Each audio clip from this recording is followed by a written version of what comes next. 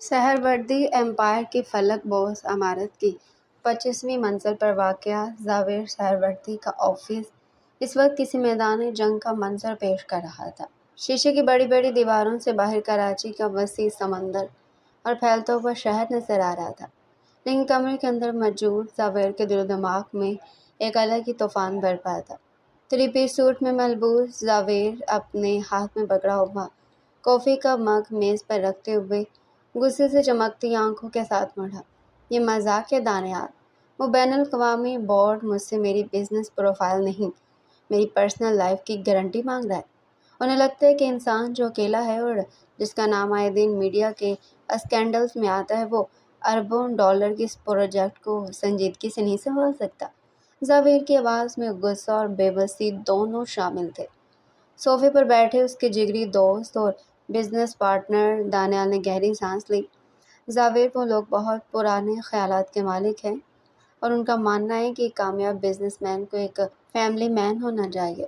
انہوں نے تمہیں 1 سال کی مہلت دی ہے، یا تو شادی کرو اور اپنی زندگی کو سیٹل دکھاؤ، یا پھر اس پروجیکٹ سے ہاتھ دھو لو۔ زاویہ نے تلخی سینچتے ہوئے اپنے بال پیچھے کیے۔ شادی، محبت، ان جیسے فرسودہ لفظوں کے لیے میری زندگی میں کوئی جگہ نہیں ہے۔ میں بزنس سے عشق کرتا ہوں، اس ایمپائر سے محبت کرتا ہوں جو میں دن رات ایک کر کے کھڑی کی ہے۔ میں کسی عورت کو اپنی زندگی پر مستقل اختیار نہیں دے سکتا۔ وہ چند لمحے خاموش رہا، پھر اس کی آنکھوں میں ایک شاطرانہ چمک ابھری۔ وہ دانیال کے قریب آیا۔ مجھے ایک بیوی چاہیے، لیکن صرف 1 سال کے لیے، صرف کاغذات پر، میڈیا کے سامنے اور اس غیر ملکی بورڈ کے سامنے۔ ایک ایسی لڑکی جو 1 سال کا کانٹریکٹ سائن کرے، میرے ساتھ دنیا کے سامنے آئیڈیل بیوی بن کر رہے، اور 1 سال بعد چپ چاپ طلاق لے کر میری زندگی سے نکل جائے۔ دانیال نے حیرت سے اسے دیکھا۔ تم پاگل ہو گئے ہو زاویہ؟ Contract marriage? کوئی بھی شریف اور عزت دار لڑکی ایسی ڈیل کے لیے کبھی تیار نہیں ہوگی۔ یہ کوئی کاروباری سودا نہیں، ایک انسان کی زندگی کا فیصلہ ہے۔ ہر انسان کی کوئی نہ کوئی قیمت یا کوئی نہ کوئی مجبوری ضرور ہوتی ہے دانیال۔ تم بس ڈھونڈو۔ مجھے ایسی لڑکی چاہیے جو پڑھی لکھی ہو، خاندانی ہو، تاکہ بورڈ کو شک نہ ہو، لیکن اسے پیسوں کی سخت ضرورت ہو، زاویہ نے سرد لہجے میں کہا۔ دانیال کے چہرے پر اچانک گہرا کرب ابھرا۔ اس نے اپنے ماتھے پر ہاتھ پھیرا، جیسے وہ کسی شدید کشمکش میں ہو۔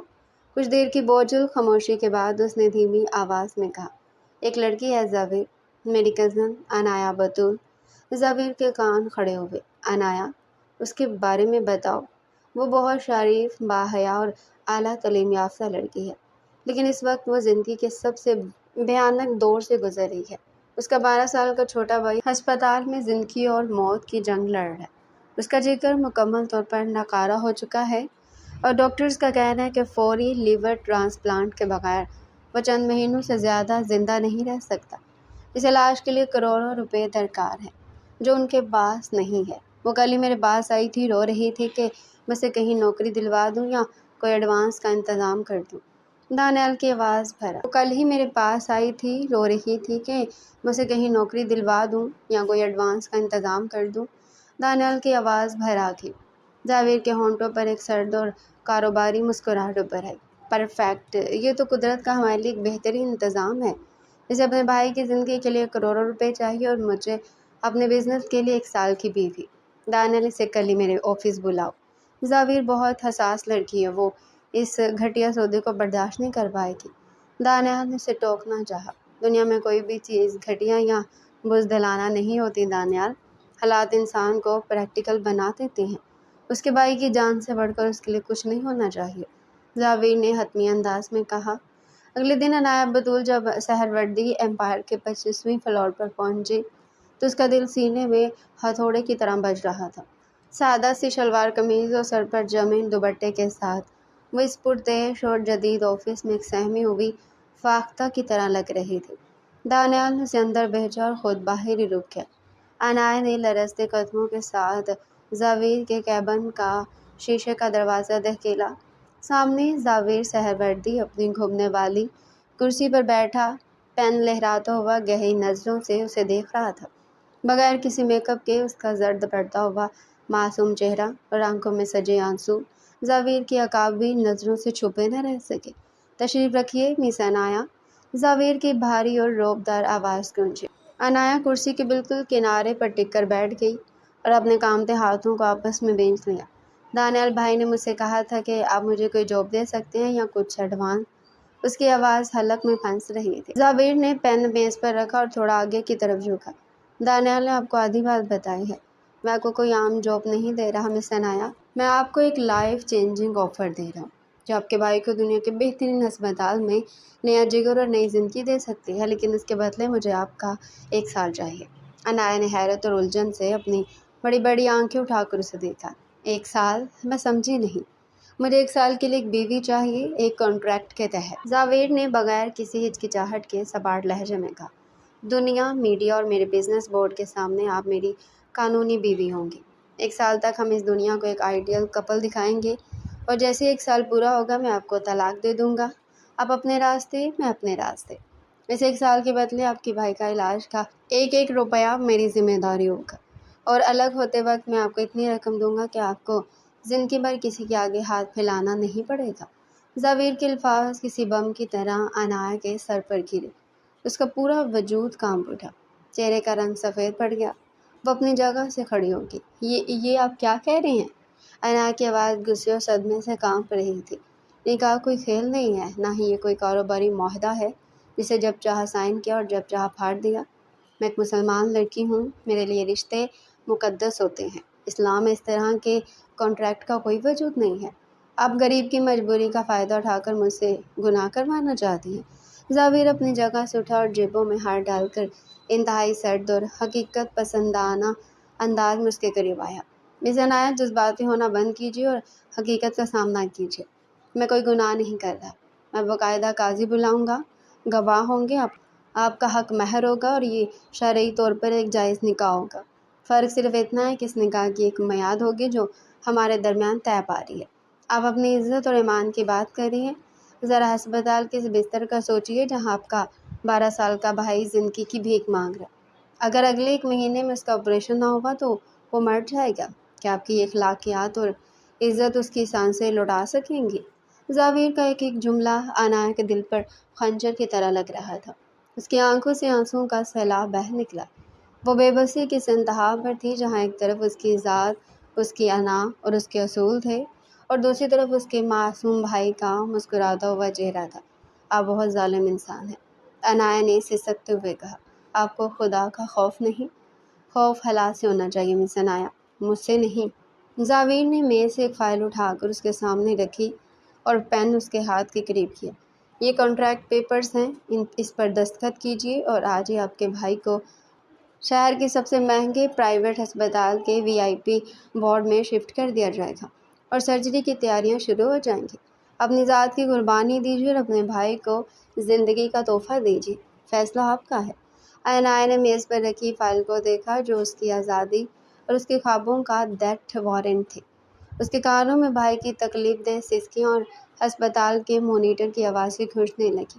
اس نے لرزتے ہوئے ہاتھوں سے پین اٹھایا۔ اس کی آنکھ سے گرا ایک گرم آنسو کاغذ پر جذب ہو گیا جس نے اس مجبور سودے پر گواہی ثبت کر دی۔ اس نے آنکھیں بند کر کے اپنے رب سے دل ہی دل میں معافی مانگی اور کانٹریکٹ پر اپنے دستخط کر دیے۔ زاویر کے چہرے پر ایک فاتحانہ مسکراہٹ ابھر آئی۔ اس نے فون اٹھایا۔ دانیال، قاضی کا انتظام کرو، آج رات ہی نکاح ہوگا۔ اسی رات دانیال کے گھر کے ایک چھوٹے سے کمرے میں سادگی کے ساتھ نکاح کی رسومات ادا کیے گئے۔ انایا جو ایک سادہ سی سفید جوڑے میں ملبوس تھی، 3 بار انتہائی بوجھل اور کاٹتی ہوئی آواز میں قبول ہے کہا۔ زاویر نے حق مہر کے کاغذات پر دستخط کیے اور دنیا کے سامنے انایا بطول اب انایا زاویر سہروردی بن چکی تھی۔ نکاح کے فوراً بعد زاویر اسے اپنی پرتعیش گاڑی میں لے کر شہر سے دور بنے اپنے شاندار لیکن انتہائی خاموش فارم ہاؤس پہنچا۔ یہ فارم ہاؤس جتنا باہر سے خوبصورت تھا، اندر سے اتنا ہی ویران اور خاموش تھا۔ زاویر نے اسے کمرے میں لا کر اپنا کوٹ اتارا اور بہت بے باک اور سپاٹ لہجے میں کہا، یہ تمہارا کمرہ ہے انایا، آج سے تم اس گھر کی مالکن ہو، لیکن یاد رکھنا یہ صرف 1 سال کا سودا ہے۔ اس 4 دیواری کے اندر ہم 2 اجنبی ہیں اور دنیا کے سامنے ہم ایک آئیڈیل میاں بیوی۔ تمہارے بھائی کا علاج شروع ہو چکا ہے، تم نے اپنی قیمت وصول کر لی ہے۔ اب بقیہ 1 سال میری شرائط پر زندگی گزارنے کے لیے خود کو تیار رکھنا۔ وہ بنا کوئی اور بات کیے کمرے سے باہر نکل گیا اور دروازہ بند ہونے کی آواز عنایا کے دل پر کسی تالے کی طرح لگی۔ عنایا بیڈ کے کونے پر بیٹھ کر اپنے دوپٹے میں منہ چھپا کر پھٹ پھٹ کر رو دی۔ مجبوری کا وہ سودا مکمل ہو چکا تھا اور 1 سال کی اس کٹھن مہلت کا آغاز ایک انتہائی تلخ موڑ پر ہو گیا تھا۔ فارم ہاؤس کی اس وسیع اور اس بیڈ روم میں بچھا کنگ سائز بیڈ اور کھڑکی سے چھنتی چاند کی روشنی عنایا کو اپنے وجود کی قیادت لگ رہی تھی۔ جاوید کے کمرے سے باہر نکلتے ہی خاموشی نے پورے کمرے کو اپنی لپیٹ میں لے لیا تھا۔ وہ رات عنایا نے بستر کے کونے پر سسکتے ہوئے گزاری تھی، جہاں ہر گزرتا لمحہ اسے یاد دلاتا تھا کہ وہ اب 1 سال کی شخص کی قید میں ہے، جس کے لیے رشتے صرف ایک تجارتی نفع نقصان سے زیادہ کچھ نہیں تھے۔ اگلی صبح جب جاوید کمرے میں داخل ہوا تو اس کے چہرے پر وہی کاروباری سختی تھی۔ اس نے عنایا کو دیکھا جو رات والے سفید جوڑے میں نڈھال سی صوفے پر بیٹھی تھی۔ جاوید نے گھڑی کا پٹا درست کرتے ہوئے گہری اور سپاٹ آواز میں کہا، گڈ مارننگ عنایا، میں امید کرتا ہوں کہ تم نے رات سکون سے گزاری ہوگی۔ چونکہ ہمارا نکاح ہو چکا ہے اس لیے میں تمہیں کچھ باتیں بالکل صاف بتا دینا چاہتا ہوں۔ اس شادی کا مقصد صرف دنیا اور میرے بین الاقوامی بورڈ کو یہ دکھانا کہ میں ایک فیملی مین ہوں۔ اس 4 دیواری کے اندر تم میری قانونی بیوی ضرور ہو اور میں تمہاری ہر ضرورت اور حقوق کا احترام کروں گا، لیکن مجھ سے کسی جذباتی لگاؤ یا محبت کی امید مت رکھنا۔ میرے پاس ان جذباتی ڈراموں کے لیے وقت نہیں ہے۔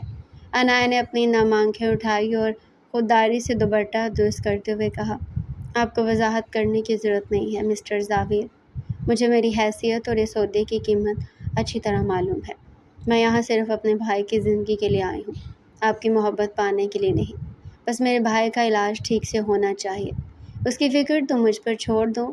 سہروردی جو وعدہ کرتا ہے اسے پورا کرتا ہے، جاوید نے سردی سے جواب دیا اور آفس کے لیے نکل گیا۔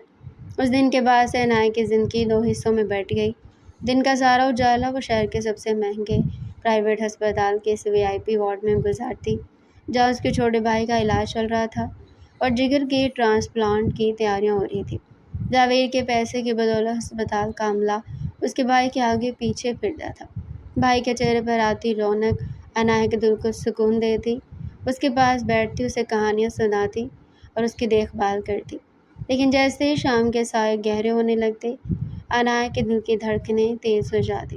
اسے معلوم تھا کہ اب اسے واپس اسی فارم ہاؤس کے قید خانے میں لوٹنا ہے، جہاں رات ہوتے ہی جاوید سہروردی کا روب، اس کی با اختیار شخصیت اور اس کے بوٹوں کی آہٹ عنایا کے اعصاب کا امتحان لیتی تھی۔ وہ رات کے کھانے کی میز پر آمنے سامنے بیٹھتے، جہاں جاوید کی عقابی نظریں مسلسل اس کا جائزہ لیتی، مگر گفتگو صرف ضرورت کے تحت ہوتی۔ مگر وقت ہمیشہ ایک جیسا نہیں رہتا۔ رفتہ رفتہ اس ویران اور سرد فارم ہاؤس کی فضا بدلنے لگی۔ جاوید جو ہمیشہ کام میں مگن رہتا تھا، لاشعوری طور پر عنایا کی عادات کا مشاہدہ کرنے لگا۔ عنایا کا وہ روایتی سگڑ پن، ہسپتال سے تھک کر آنے کے باوجود گھر کے کاموں کو سلیقے سے سنبھالنا، اس کی دھیمی اور باحیا آواز اور اس کا جاوید کے سامنے ہمیشہ نظریں جھکا کر بات کرنا، یہ سب جاوید کے لیے بالکل نیا تھا۔ وہ اب تک جن ماڈرن اور آزاد کار لڑکیوں سے ملتا آیا تھا، عنایا ان سے بالکل مختلف، ایک پاکیزہ احساس کی طرح تھی۔ ایک شام جاوید جب جلدی گھر لوٹا تو اس نے دیکھا کہ عنایا نے فارم ہاؤس کے لاؤنج کو بڑے سلیقے سے سجایا تھا۔ اب باورچی خانے سے دیسی کھانے کی خوشبو آ رہی تھی۔ جاوید نے لاؤنج میں قدم رکھا تو اسے زندگی میں پہلی بار احساس ہوا کہ گھر کسے کہتے ہیں۔ اس نے کچن کے دروازے پر کھڑے ہو کر عنایا کو دیکھا جو اپنے کام میں مگن تھی۔ جاوید کو دیکھ کر عنایا ٹھٹک گئی اور جلدی سے دوپٹہ سر پر سیدھا کیا۔ آپ جلدی آ گئے، میں نے کھانا بس تیار کر لیا ہے، عنایا نے جھکی نظروں سے کہا۔ جاوید نے چند لمحے اسے خاموشی سے دیکھا، پھر دھیمی آواز میں بولا، ہمیشہ باہر کا کھانا کھا کر تھک چکا تھا، آج دانیال بتا رہا کہ تم بہت اچھا کھانا بناتی ہو۔ عنایا کے چہرے پر ہلکی سی سرخی ابھری۔ اس نے کوئی جواب نہیں دیا اور کھانا لگانے لگی۔ اس رات جاوید نے بہت سکون سے کھانا کھایا۔ اس کا دل جو کبھی صرف بزنس کی ڈیلز کے لیے دھڑکتا تھا، اب دھیرے دھیرے پگھلنا شروع ہو چکا تھا، مگر اس کا غرور ابھی بھی آڑے آ رہا تھا۔ شادی کو 4 ماہ گزر چکے تھے۔ پچھلے کچھ دنوں سے عنایا کی طبیعت شدید ناساز تھی۔ چکر آنا نقاہت کی وجہ سے جب وہ ہسپتال میں لیٹ ڈاکٹر کے پاس گئی تو ٹیسٹ رپورٹس دیکھنے کے بعد ڈاکٹر نے اسے ایک ایسی خبر سنائی جس نے عنایہ کے پیروں کے نیچے سے زمین کھینچ لی۔ مبارک ہو عنایہ، آپ امید سے ہیں۔ یہ الفاظ عنایہ کے سر پر کسی بجلی کی طرح گرے۔ وہ کانپتے ہاتھوں سے رپورٹ پکڑ کر ہسپتال کے بینچ پر بیٹھ گئی۔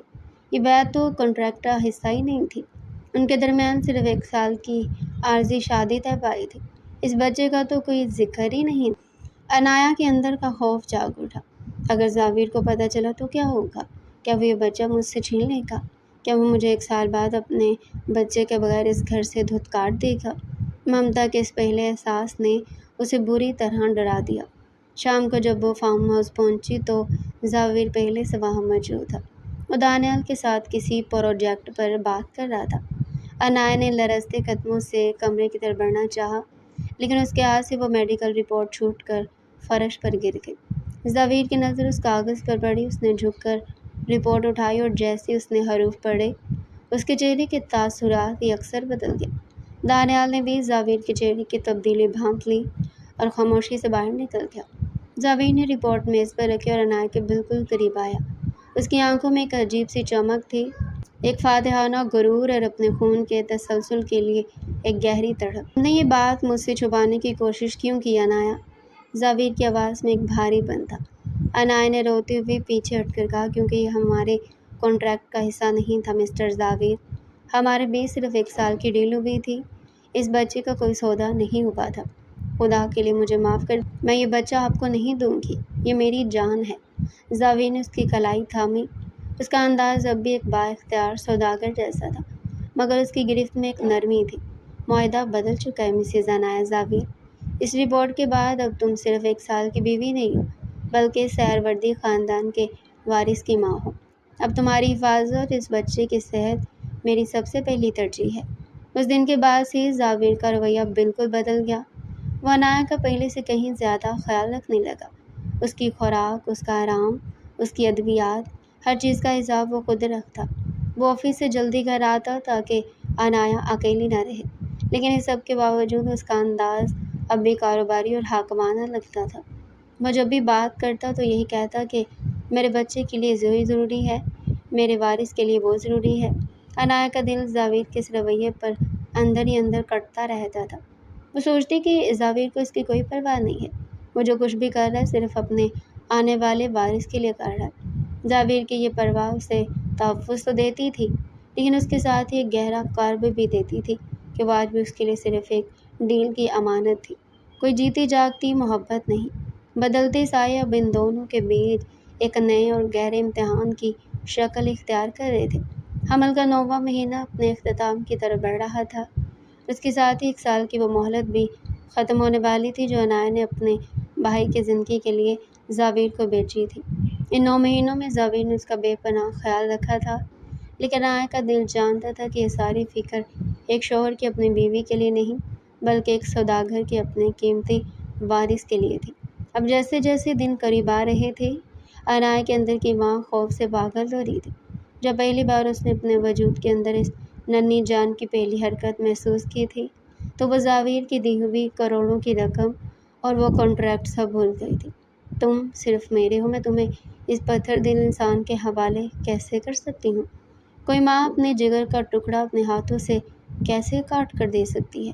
رات کے پچھلے پہر جب زاویر برابر میں گہری نیند سو رہا ہوتا تو عنایہ اپنے ابھرے ہوئے پیٹ پر ہاتھ پھیر کر سسکتی رہتی۔ اسے یقین تھا بچہ پیدا ہوتے ہی زاویر اسے طلاق دے کر ہمیشہ کے لیے اپنی زندگی اور اس گھر سے بے دخل کر دے گا۔ ایک شام جب زاویر کسی ضروری میٹنگ کے لیے آفس گیا ہوا تھا، عنایہ نے ایک آخری اور مایوس کن فیصلہ کر لیا۔ اس نے کانپتے ہاتھوں سے الماری کھولی، ایک چھوٹا سا بیگ نکالا اور اس میں اپنے چند ضروری کپڑے ٹھونسنے لگی۔ وہ بھاگ جانا چاہتی تھی، کسی بھی انجان شہر میں جہاں کوئی اسے نہ جانتا ہو۔ وہ لوگوں کے کپڑے سی کر یا برتن مانگ کر اپنے بچے کو پال لیتی، لیکن وہ اپنا بچہ سہروردی امپائر کی قربان گاہ پر چڑھانے کے لیے تیار نہیں تھی۔ وہ بیگ بند ہی کر رہی تھی کہ اچانک کمرے کا دروازہ کھلا اور زاویر سہروردی اندر داخل ہوا۔ اس کی تیز اور عقابی نظریں بستر پر بکھرے کپڑوں اور عنایہ کے ہاتھ میں موجود سفری بیگ پر ٹکی۔ اس کے ماتھے پر غصے کی لکیریں ابھر آئیں۔ یہ سب کیا ہے عنایا؟ اس حالت میں یہ بیگ اٹھا کر کہاں جانے کی تیاری ہو رہی ہے؟ زاویر نے بھاری اور گرجدار قدموں سے اندر داخل ہوتے ہوئے پوچھا۔ عنایا نے جلدی سے اپنے آنسو صاف کیے اور دیوار کا سہارا لے کر کھڑی ہوئی۔ 9 مہینوں کی خاموشی اور ممتا کے خوف نے آج اسے وہ ہمت دے دی تھی جو پہلے کبھی اس کے پاس نہیں تھی۔ مجھے یہاں سے جانا ہے مسٹر زاویر، مجھے اب اس قید میں ایک پل بھی نہیں رہنا۔ عنایا کی آواز کانپ رہی تھی لیکن اس کا لہجہ اٹل تھا۔ مجھے آپ سے طلاق چاہیے، ابھی، اسی وقت، اس بچے کی پیدائش سے پہلے۔ زاویر کو لگا جیسے اس کے کانوں نے دھوکہ کھایا ہو۔ اس کی آنکھیں حیرت اور غصے سے سکڑ گئیں۔ طلاق؟ کیا کہا تم نے؟ دوبارہ کہنا۔ وہ ایک قدم آگے بڑھا، اس کا لہجہ خطرناک حد تک سرد ہو چکا تھا۔ میں نے کہا مجھے طلاق چاہیے، عنایا نے اپنے پیٹ پر ہاتھ رکھتے ہوئے اونچی آواز میں کہا۔ میں کسی ڈیل کو نہیں جانتی، یہ بچہ میرا اور میں اسے لے کر یہاں سے چلے جاؤں گی۔ یہ سننا تھا کہ زاویر کے اندر کا سویا ہوا وحشی جاگ اٹھا۔ اس کے ضبط کا پیمانہ لبریز ہو چکا تھا۔ اس نے ایک جھٹکے سے آگے بڑھ کر عنایا کی کلائی اتنی زور سے تھامی کہ اس کے منہ سے دردناک سسکی نکل گئی۔ زاویر نے اسے بے دردی سے کھینچ کر اپنے سینے سے لگا لیا۔ مجھ سے دھوکہ کرنے کی جرات بھی مت کرنا عنایا، زاویر نے دانت پیستے ہوئے اس کے چہرے پر جھک کر کہا۔ اس کی سانسیں طوفان کی طرح چل رہی تھیں۔ میں وہ انسان ہوں جو تمہیں زمین کے ساتویں پردے سے بھی نکال لائے گا۔ میں دن رات ایک کر کے اس بچے کے لیے انتظار کیا۔ مجھے یہ بچہ ہر حال میں چاہیے ورنہ میں… زاویر کا یہ شفاق اور جاہلانہ روپ دیکھ کر عنایا کی روح تک کانپ گئی۔ اس پر ایک شدید پینک اٹیک ہوا۔ خوف کی ایک لہر اس کے پورے وجود میں دوڑ گئی اور اسی شدید ذہنی دباؤ ٹینشن کے باعث اچانک اس کے پیٹ کے نچلے حصے میں ایک جان لیوا درد کی لہر اٹھی جیسے کسی نے خنجر گھونپ دیا ہو۔ عنایا کے حلق سے ایک دلخراش چیخ نکلی۔ اس کی ٹانگوں نے جواب دے دیا اور اگر زاویر اسے نہ تھامتا تو وہ سیدھی فرش پر گر جاتی۔ زاویر کا سارا غصہ ایک سیکنڈ میں غائب ہو گیا۔ اس نے گھبرا کر عنایا کو دیکھا جس کا چہرہ درد کی شدت سے سفید پڑ چکا تھا اور ماتھے پر پسینے کی بوندیں چمک رہی تھیں۔ عنایا کیا ہوا؟ زاویر کی آواز میں غصے کی جگہ اب شدید خوف اور گھبراہٹ تھی۔ اس نے ایک لمحہ ضائع کیے بغیر عنایا کو اپنی باہوں میں اٹھایا اور پاگلوں کی طرح ہسپتال کی طرف بھاگا۔ ہسپتال کے کوریڈور میں موت جیسی خاموشی تھی جسے صرف زاویر کے بھاری قدموں کی آہٹ توڑ رہی تھی۔ اس کی سفید شرٹ اور ہاتھ عنایا کے خون سے سرخ ہو چکے تھے۔ کچھ ہی دیر میں دانیال بھی وہاں پہنچ گیا۔ کچھ دیر بعد آپریشن تھیٹر کی سرخ بتی بجھی اور ایک سینئر لیڈی ڈاکٹر چہرے پر شدید پریشانی لیے باہر آئی۔ زاویر لپک کر ان کی طرف بڑھا۔ ڈاکٹر، میری بیوی کیسی ہے؟ میرا بچہ ٹھیک ہے نا؟ زاویر کی آواز میں اب وہ پرانا رعب نہیں تھا بلکہ ایک التجا تھی۔ ڈاکٹر نے گہری سانس لی۔ مسٹر زاویر، ہمیں بے حد افسوس ہے، پیشنٹ کا بلڈ پریشر خطرناک حد تک ڈراپ کر گیا ہے اور زچگی بہت پیچیدہ ہو چکی ہے۔ حالت اتنی بگڑ چکی ہے اس وقت ہم ماں اور بچے میں سے کسی ایک کی ہی جان بچا سکتے ہیں۔ ہمیں فوراً فیصلہ کرنا ہوگا، بتائیے کس کی جان بچانی ہے؟ یہ الفاظ سن کر زاویر کو لگا جیسے کسی نے اس کے قدموں کے نیچے سے زمین کھینچ لی ہو۔ اس کے سامنے ایک طرف اس کا وہ خواب اور خون تھا جس کے لیے اس نے یہ ساری ڈیل کی تھی اور دوسری طرف وہ لڑکی تھی جس نے پچھلے 9 مہینوں میں اس کے پتھر دل میں اپنے لیے ایک انوکھی اور لازوال جگہ بنا لی تھی۔ زاویر کا دل کسی ہتھوڑے کی طرح سینے میں بج رہا تھا۔ اس نے سوچا اگر بچہ بچ گیا اور عنایا چلے گی تو کیا یہ دولت، یہ سہروردی امپائر اسے کبھی سکون دے پائے گی؟ نہیں، وہ اس لڑکی کا، اس کی خاموشی کا، اس کی حیا کا عادی ہو چکا تھا۔ اسے لاشعوری طور پر بے پناہ محبت کرنے لگا تھا۔ زاویر نے سرخ اور نم آنکھوں کے ساتھ ڈاکٹر کی طرف دیکھا اور ثابت قدمی سے بولا، میری بیوی کی جان بچائیے ڈاکٹر، چاہے کچھ بھی ہو جائے۔ عنایا کو کچھ نہیں ہونا چاہیے، مجھے اور کچھ نہیں چاہیے۔ یہ فیصلہ کرتے ہی زاویر کے وجود سے ایک بہت بھاری بوجھ اتر گیا۔ وہ وہیں گھٹنوں کے بل بیٹھ کر اپنی زندگی میں پہلی بار روتے ہوئے اپنے رب کے سامنے گڑ گڑانے لگا۔ اگلے 2 گھنٹے کسی قیامت کی طرح گزرے اور پھر آپریشن تھیٹر کا دروازہ کھلا۔ ڈاکٹر کے چہرے پر ایک معجزاتی مسکراہٹ تھی۔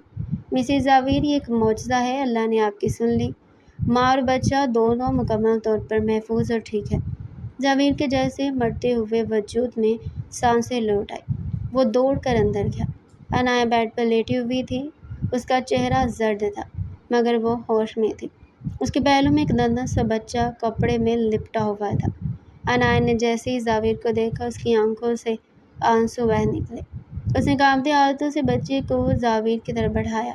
یہ لیجیے آپ کا وارث، ہمارا کانٹریکٹ پورا ہوا، اب آپ مجھے طلاق دے دیں، میں چلی جاؤں گی۔ اس کی آواز میں ایک گہرا کرب تھا۔ زاویر نے بچے کو نہیں لیا بلکہ وہ عنایت کے بیڈ کے قریب بیٹھ گیا اور اسے اس کے بچے سمیت اپنے مضبوط بازوؤں کے حصار میں لے لیا۔ اس نے جھک کر عنایت کے بہتے آنسو چومے۔ تم کیا سمجھتی ہو عنایت، میں اتنا ظالم ہوں کہ ایک ماں کو اس کے بچے سے جدا کر دوں گا؟ زاویر کی آواز محبت سے بھاری تھی۔ وہ کانٹریکٹ، وہ ڈیل اسی لمحے ختم ہو گئی تھی جب میں نے آپریشن تھیٹر کے باہر تمہاری زندگی کی بھیک مانگی تھی۔ میں نے یہ سفر ایک اندھیرے سودے سے شروع کیا تھا، لیکن تم مجھے روشنی بن کر ملی ہو۔ کیا اب تم مجھے اکیلا چھوڑ کر جاؤ گی؟ کیا میری زندگی میں میرا ساتھ نہیں دو گی؟